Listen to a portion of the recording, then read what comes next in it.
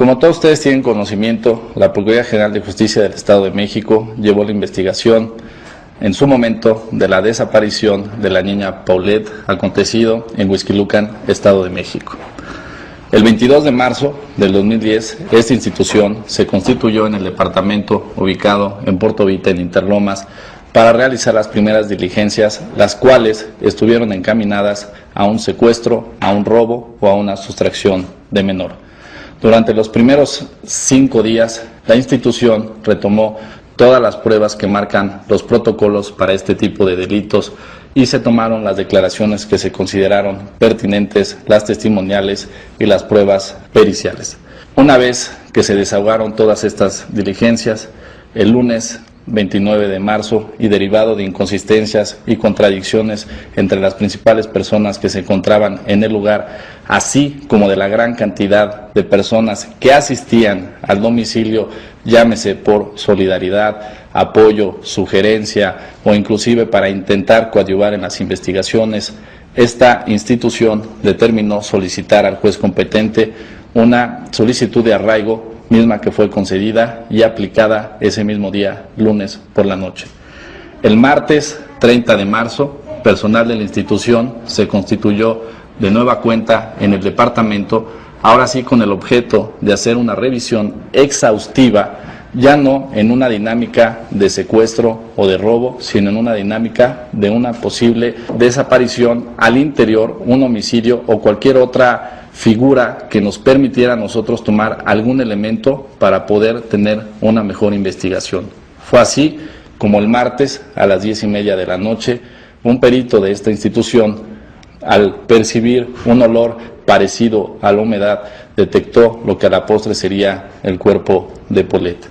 De estos hechos fue informado a la opinión pública el miércoles, un día después, y en ese instante se hizo la narración de que nos encontrábamos ante un posible homicidio, tomando en consideración que los primeros reportes de alcoholemia que teníamos de nuestra institución nos marcaban un porcentaje alto de alcohol en la sangre. Una vez que encontramos el cuerpo, la investigación tomó un giro de 360 grados y las premisas o los objetivos de la Procuraduría ahora cambiaron totalmente.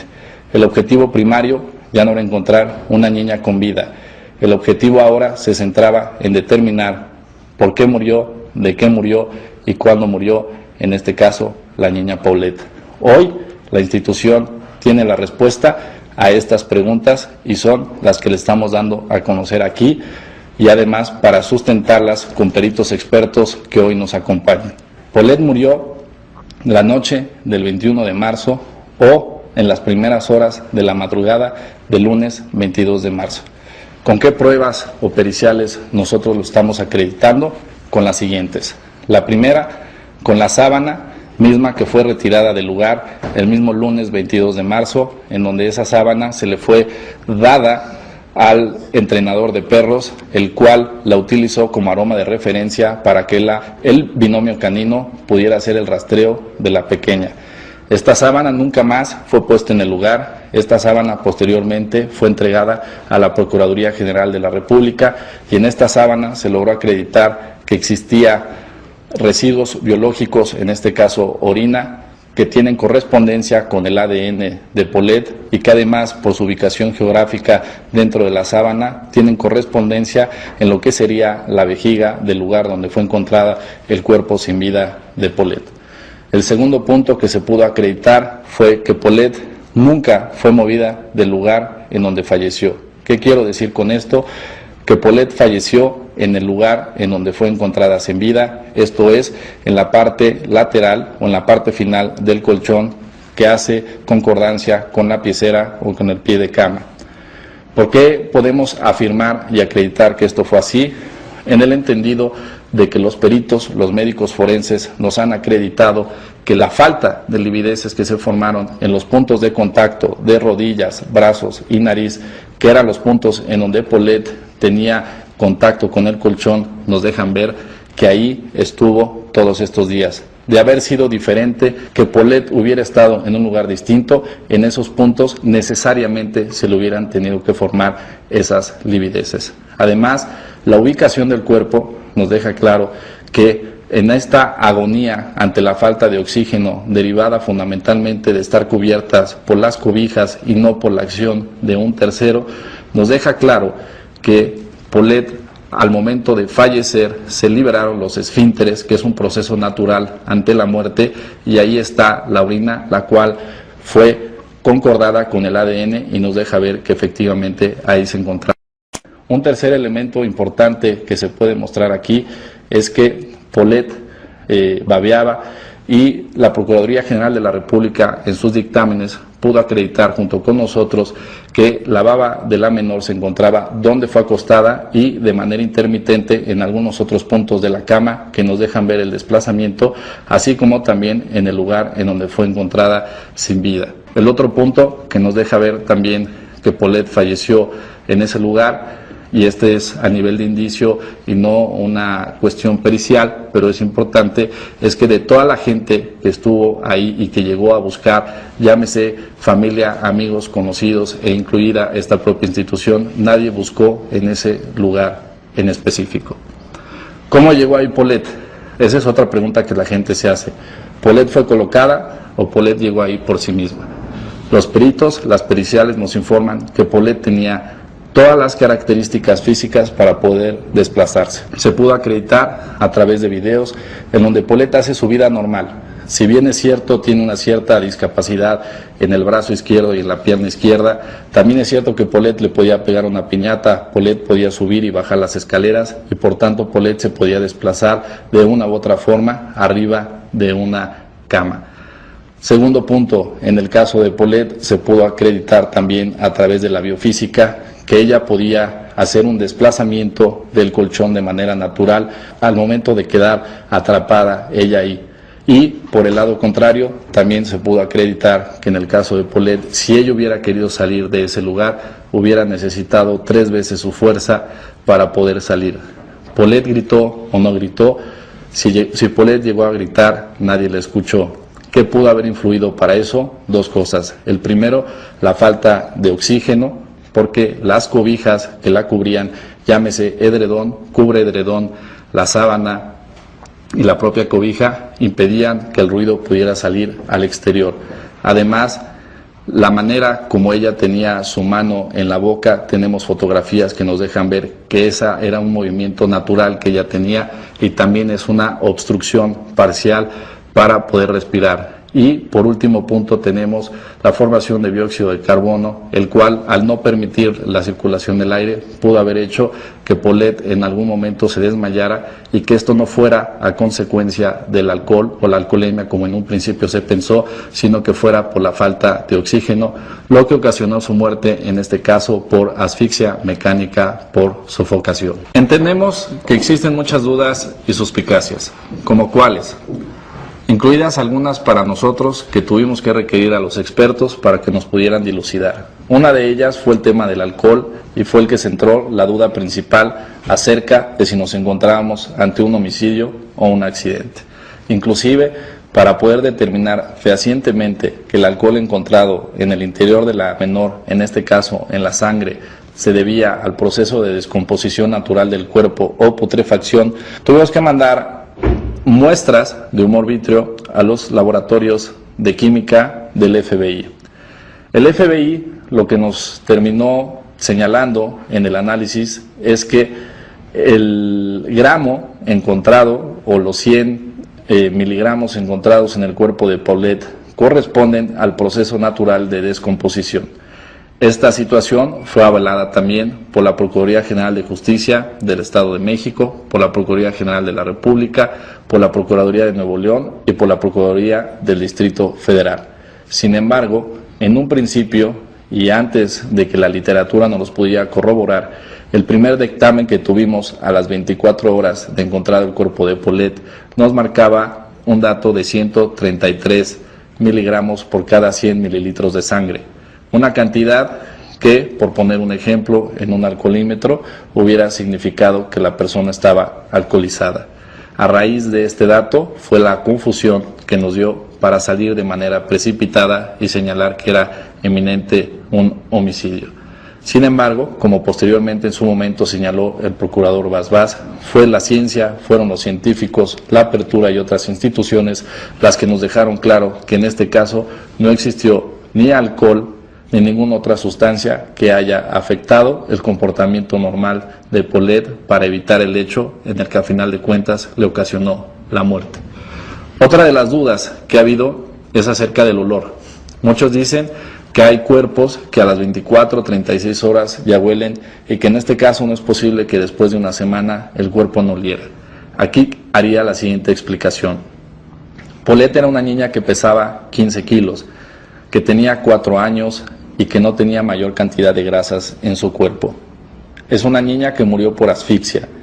¿Qué quiero decir con esto? Que no nos encontramos ante un caso como el que es común ver en otros escenarios de una persona de más edad, con mayor pesaje, con mayores grasas, en donde es encontrado en un lugar al aire libre, posiblemente inclusive a veces en un vehículo donde la temperatura es muy alta.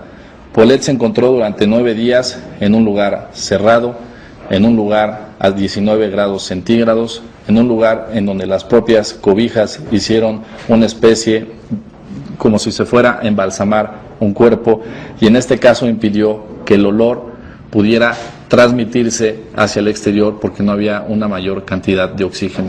Prueba de eso es que a pesar de que el cuerpo estuvo siempre ahí, no pudimos encontrar algún tipo de insectos como moscas que pudieran percibir ese olor para llegar a ese. Otra de las dudas que también ha surgido mucho es por qué los perros no encontraron a la pequeña en su recámara. Y al respecto es conveniente señalar lo siguiente. Empezaré por el protocolo. Nunca un perro entra a la habitación o entra a la casa y posteriormente ve si la puede oler o no la puede oler. El perro se encontraba fuera no solo del domicilio, sino del edificio. Y fuimos nosotros los que le pedimos al instructor una aroma de referencia y fue él el que nos comentó que lo más conveniente era una sábana o un muñeco de peluche que la niña tomara o agarrara mucho. Fue así como en un principio se le dio un oso de peluche y posteriormente se le dio una sábana. Esta sábana, que fue arrancada de la recámara de Paulette, fue llevada al exterior del edificio y en el recipiente en donde fue colocada se le dio el aroma al perro que inició la búsqueda. El perro se dirigió, una vez que percibió el olor, precisamente al departamento de la familia Guevara y ahí subió a la recámara e hizo una señal. Cabe señalar que era normal, dicho por el instructor, que el perro tomara ese punto indicativo porque era precisamente el aroma de referencia que él había tomado para buscar a Paulette. No solo eso, el perro, además de dirigirse a su recámara, fue al estacionamiento y ubicó tanto el vehículo en el que se habían dirigido a Valle de Bravo como en el otro vehículo en donde usualmente iba el papá o la mamá. ¿Qué quiero decir con esto? Que los perros no fallaron. Así como hay perros que se dedican para detectar explosivos, perros que se dedican para detectar drogas, perros que se dedican para encontrar cadáveres, el binomio canino que nosotros utilizamos fue para encontrar una persona viva. Y el binomio canino que nosotros utilizamos, lo utilizamos el lunes. Esto es menos de 24 horas de que había sido reportada su desaparición, sustracción o secuestro. El perro no regresó días después. El perro, nunca tuvimos un perro para cadáveres que pudiera hacer la detección. Y el perro fundamentalmente lo teníamos para que hiciera una búsqueda en el exterior del edificio, en el exterior de las zonas aledañas e inclusive lo llevamos a la zona de Valle de Bravo donde Paulette estuvo el fin de semana. Otra duda que ha surgido es en relación a los parches que tenía Paulette y algunos han llegado a señalar que fueron estos los que provocaron la asfixia y que fueron colocados de manera intencional.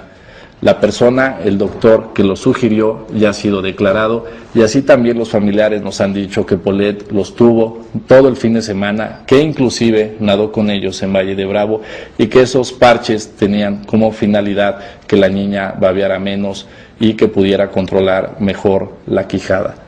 Y por último, la duda que había acerca del tendido de la cama, que si Erika o Marta, las mucamas, las domésticas o las nanas habían ellas hecho con exactitud y precisión la cama, se ha podido acreditar que esto no fue así.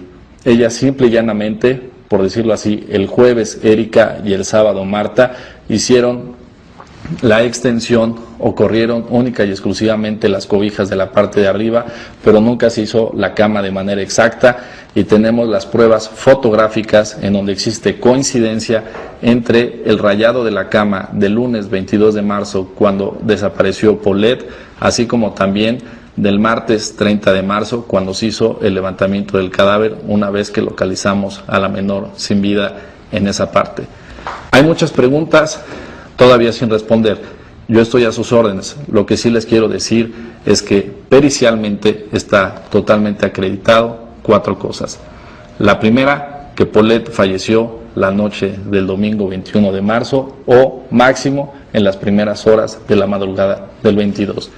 Que desde el primer minuto que esta institución entró al departamento de la familia Guevara, la niña Paulette se encontraba ya sin vida. Paulette falleció en el lugar en donde fue encontrada el martes 30 de marzo y eso no está sujeto a discusión por ninguna de las 4 instituciones que participaron en los hechos. Así tampoco se ha puesto en entredicho por parte de institución alguna que Paulette haya fallecido el 21 de marzo en la noche o el 22 en la madrugada. El elemento fundamental para esto ha sido la muestra de contenido gástrico, que no es otra cosa que acreditar el último alimento que tuvo Paulette, el mismo que fue carne de res y que se pudo acreditar que lo consumió en Valle de Bravo a las 4 de la tarde, y las pruebas periciales y patológicas nos dicen que a más tardar de 5 a 6 horas en un promedio y que se puede extender de 8 a 10 horas tomando en consideración su edad y su sexo, podía llegarse alargado. Eso está fuera de discusión. Paulette estaba con vida en el momento en donde fue encontrada posteriormente sin vida, es cierto. Paulette pudo haber tenido huellas de sometimiento o huellas de violencia, falso. Paulette no tenía una sola huella y esto es otro elemento que abona a que no existiera olor. Si Paulette hubiera tenido algún tipo de violencia o posterior movimiento, las ampollas que se forman en el cuerpo derivado de la putrefacción se hubieran roto y es posible que eso hubiera podido optimizar el olor que a final de cuentas nunca se tuvo. El otro punto que también está fuera de discusión es que Paulette por sí misma tenía la capacidad y la fuerza para desplazarse. Y por último, que pericialmente Paulette no podía por sí misma, ahora sí, tener la fuerza suficiente para salirse de ese lugar. Esas son las conclusiones que hemos compartido con 4 instituciones, fundamentalmente con la Procuraduría General de la República, que ha emitido un dictamen y que es totalmente concordante y concluyente con las conclusiones que tenemos nosotros, así como también elementos ya muy específicos que el FBI nos ha determinado que no existió alcoholemia y que existe la posibilidad de un rodamiento. Esa es la verdad legal del caso Paulette. Muchas gracias. Como habéis podido escuchar, esta es la explicación que dieron para la muerte de la pequeña Paulette. Habéis escuchado cómo tienen excusas para todo, cómo intentan dar respuesta hasta a que los perros no olieran a la niña cuando hicieron su rastreo. Al final tenían que cuadrar las cosas y las cosas cuadraron. Pero claro, ¿qué pasó con todos los implicados en este caso? ¿Qué sucedió con todas las personas que tuvieron algo que ver en todo lo que rodeó la extraña muerte de la pequeña Paulette? Comencemos por el procurador Alberto Bazbaz. Como ya os comenté anteriormente, este tenía en el punto de mira a la madre de la niña, Lisette Farah. De hecho, sus sospechas lo llevaron a declarar que la dependencia a su cargo realizaría un perfil psicológico de esta, porque pensaba que tenía trastorno de personalidad. Pero esto no llegó a producirse, ya que, como sabéis, finalmente se determinó que el deceso de la menor era por causas accidentales. Pues tan solo 4 días después de cerrar el caso, Bazbaz presentó su renuncia al cargo de la Procuraduría de Domex. Concretamente declaró que la polémica de este caso había desgastado el vínculo que debía existir entre esa autoridad a la que representaba y la sociedad. Continuó diciendo que para que una procuraduría pudiese realizar sus funciones con eficacia era indispensable que cuente con la confianza, la credibilidad y el respeto de la gente a la que sirve. Cuando esto se pierde, resulta imposible cumplir con tal responsabilidad. Vaz volvió a aparecer 3 años más tarde. Cuando Peña Nieto ya era presidente de la República, designa a este como titular de la Unidad de Inteligencia Financiera, UIF, dependiente de la Secretaría de Hacienda. Esta institución es la encargada de detectar e investigar el lavado de dinero y la financiación ilícita.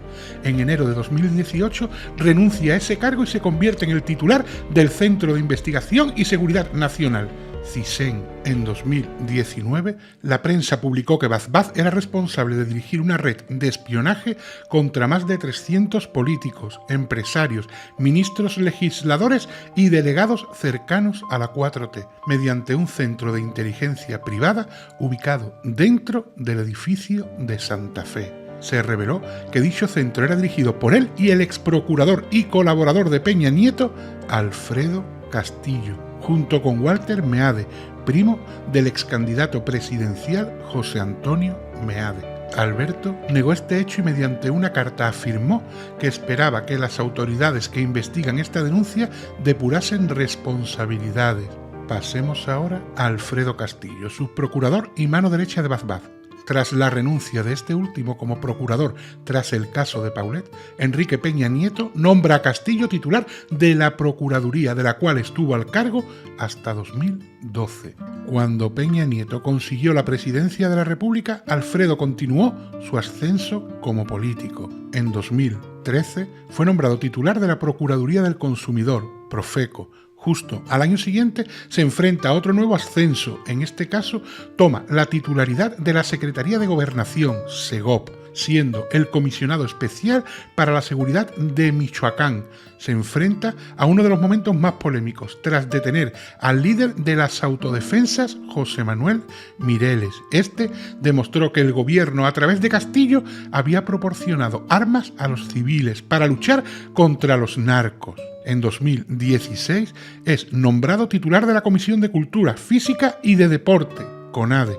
Durante su gestión, Castillo no justificó 2,3 millones de pesos, unos 115 millones de dólares de los de hoy, de apoyos especiales y asimismo no pudo justificar la correcta determinación de apoyos de 31 atletas por la cantidad de 8,8 millones de pesos, unos 435.000 dólares. Él era el encargado de los deportes durante los Juegos Olímpicos de 2016. Tras esto, se le realiza una auditoría la cual desvela que ocultó un patrimonio superior a 18 millones de pesos, lo que equivaldría aproximadamente a $1 millón. Esto constituyó un delito federal por el cual en enero de 2021 se determina que faltó a la verdad en sus declaraciones patrimoniales entre los años de 2014 a 2016. Al parecer, omitió declarar 6 cuentas bancarias a su nombre y a nombre de su cónyuge. Es por este motivo por lo que se le aplica una sanción por la cual se le prohíbe presentarse para cualquier cargo público en la próxima década. Para muchos, una sanción demasiado laxa. Sigamos con la periodista que entrevistó a Lisette Farat en la cama donde días más tarde aparecería Paulet, Lili Téllez. Tras el caso Paulet, esta siguió con su labor de periodista, hasta que en las elecciones de 2018 el partido Morena la encumbra como candidata a senadora por el estado de Sonora, de donde era originaria. Finalmente se alza como tal el 1 de septiembre de 2018. El 14 de abril abandona su puesto en el Morena y se une a las filas del PAN. Esta hizo hincapié en que le constaba que el cuerpo de la pequeña no se encontraba allí y que así lo denunció en varios medios y que por esto recibió multitud de amenazas para que dejase el caso. Declaró, sin las condiciones necesarias para hacer denuncia ante autoridades, este es otro ejemplo de la falta del Estado de Derecho. Siempre sostuvo que el olor del cuerpo o el volumen del mismo habría delatado que la niña se encontraba en los pies de la cama. Hablemos ahora de la China, amiga íntima de Lisette Farat. Tras la aparición del cuerpo de la pequeña, la opinión pública, así como la investigación, se fijaron en Lisette como la principal sospechosa y en ella como su cómplice. Incluso se decía que había usado esta estrategia para impulsar su carrera como actriz. A poco más de un mes del suceso, comienza a escribir un libro, ¿Dónde está Paulette?, que se convertiría en la crónica de una testigo sin el consentimiento de su amiga. Este libro comienza cuando ella y su amiga regresan de Los Cabos y descubren que la pequeña ha desaparecido. Es un relato detallado de todo lo vivido en primera persona. Según cuenta, lo escribió a modo de diario que fue redactando durante esos días de angustia. La publicación de dicho libro hizo que su relación con Lisette se rompiera para siempre. Esta dijo que no había existido una pelea como tal, sino simplemente un distanciamiento. Actualmente, ella se declara como activista de varias ONGs y colabora como artista ambiental. Muchos, llegados a este punto, os estaréis preguntando qué pasó con las nanas, Erika y Marta Casimiro. Solo puedo decir que sus vidas no han cambiado y que poco se sabe de ellas, más allá de sus declaraciones en medios públicos cuando esporádicamente son entrevistadas o se les da voz. Ellas siguen afirmando que es imposible totalmente que el cuerpo de Paulette estuviese en el sitio en el que apareció. Hacen hincapié en que ellas hacían la cama, que durante el día de la desaparición miraron en todos los lugares e incluso cuentan cómo ordenaron el cuarto tras las pernoctas de la China. Siguen encerradas en que a la pequeña la sembraron. Y vayamos ahora sí con los padres. ¿Qué fue de Mauricio Guevara? Como ya sabéis, ambos padres llegaron al acuerdo de que la familia paterna velaría a la niña y la familia materna la enterraría, por lo que podéis llegar a la conclusión solo con este hecho de cómo eran ya las relaciones entre ambos. Mauricio siguió diciendo durante algún tiempo que no metía la mano en el fuego por nadie en el caso de su hija, pero finalmente sus apariciones públicas se fueron diluyendo y volvió al anonimato. Él ya se dedicaba a la compraventa y remodelación de inmuebles desde antes del suceso y además fundó junto con sus hermanos la asociación civil ATM, Ayúdame que yo también soy mexicano, dedicada a la construcción de viviendas populares. Dicha asociación estuvo activa hasta 2018. Se sabe que tuvo que enfrentarse a un juicio mercantil que finalizó el 10 de diciembre de 2018. En su vida personal, durante los últimos días de la investigación, fue él quien se hizo cargo de su hija mayor, pero tras la demanda de custodia impuesta por Lisette, esta quedó al cargo de la menor. Su divorcio se materializó tras un acuerdo común en 2014. Y ahora hablemos de Lisette Farah, madre de la pequeña Paulette. Como ya sabéis, por todo lo narrado en esta docuserie, para el procurador y por lo tanto para la propia investigación, ella era marcada como la principal sospechosa. Para la opinión pública, sus entrevistas en las que se mostraba con un carácter extraño la hicieron aparecer como culpable de la desaparición y posterior muerte de su hija, e incluso Baz Baz la acusó públicamente de tener probablemente un trastorno de personalidad. Tras la salida del arraigo, comenzó una pelea pública contra su esposo. Ella se defendía de las acusaciones lanzadas en su contra, diciendo que éstas no eran justas. Interpuso una denuncia contra Mauricio en la Procuraduría General por no dejarla ver a su hija mayor. El 10 de mayo de 2010, un juez le otorgó la custodia de Che.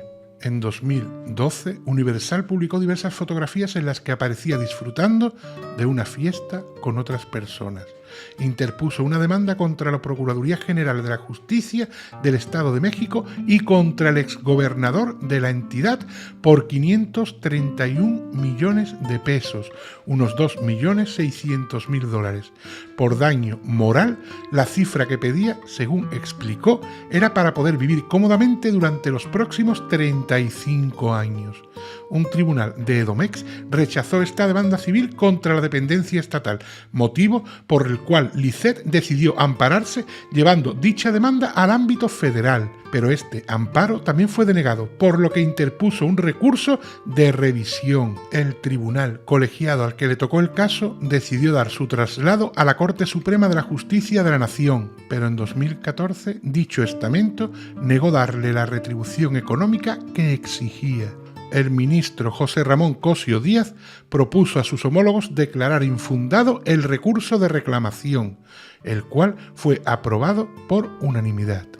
después de todo el revuelo montado, de haberse puesto en el centro del ojo mediático y en medio de una gran controversia, decidió alejarse de todo y de todos, hasta tal punto que actualmente no tiene ni redes sociales. Como hemos podido ver en este relato, tanto a Bazbaz, aún teniendo que dimitir, como a Fernando Castillo, no le fue tan mal en sus carreras políticas, llegando a puestos de gran relevancia y poder.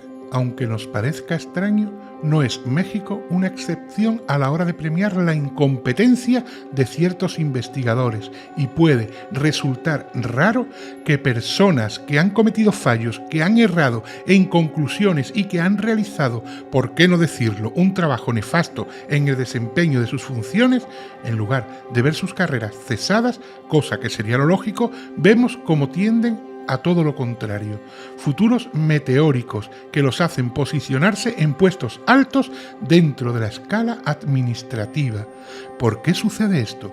Quizás tendríamos que hacernos, la sociedad en su conjunto, esta pregunta y trasladarla al mandatario de turno. Pero sabemos que esto no va a suceder. Y lo que es aún peor, ellos lo saben. Al final, la única verdad a la que hemos llegado es que una niña de tan solo 4 años de edad, rubia, preciosa y llena de vida, terminó falleciendo, y aún a día de hoy seguimos preguntándonos si Paulette terminó su vida de forma accidental o si alguien sin escrúpulos asesinó su infancia. Sea como fuere, y aun cuando sabemos que la justicia mundana no llegará mucho más lejos, espero desde lo más profundo de mi corazón que la divina, si es verdad que ésta existe y donde los hombres y los cargos no valen para nada, dé a esta niña la paz y el descanso que se merece. Soy Triunart. Buenas noches.